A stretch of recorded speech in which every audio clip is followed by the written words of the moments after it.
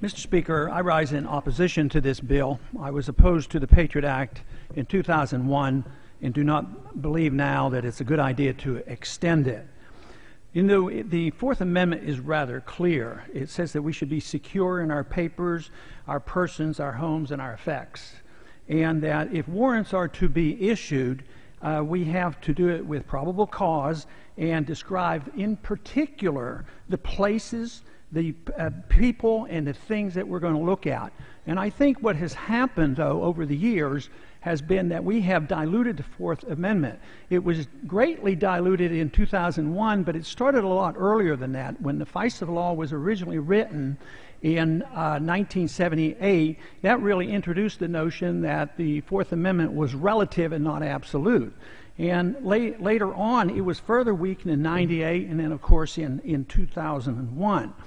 I think our reaction to the horrors of 9/11, we can understand the concern and the fear that was developed, but I think the reaction took us in the wrong direction, because the assumption was made, of course, that we weren't spending enough money on surveillance, and even though then our intelligence agencies received $40 billion, they didn't give us the right information. So now we're spending $80 billion. But it also looks like the conclusion was that the American people had too much privacy. And if we undermine the American people's privacy, somehow or another, we're going to be safer. I think another thing that has come up lately has been that the purpose of government is to make us perfectly safe. Now, it is good to be safe, but governments can't make us safe. I question whether or not we have been made safer by the Patriot Act. But let's say a law makes us somewhat safer. Is that a justification for the government to do anything they want?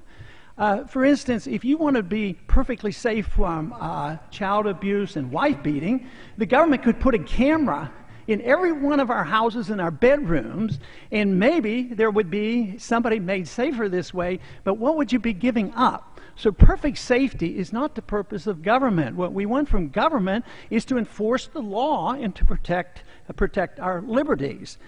This, to me, has been, especially since 9/11, a classical example of sacrificing liberty for safety and security.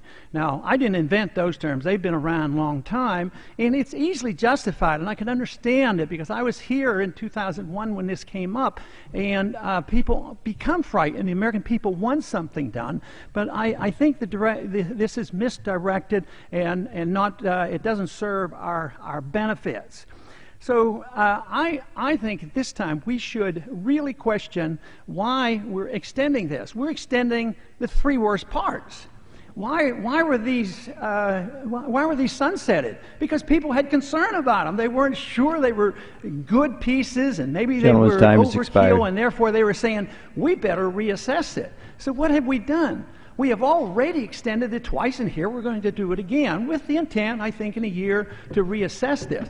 But this bill doesn't make things worse. It doesn't make anything better, but it does extend what I consider and others consider bad legislation. I ask for a no vote on this legislation.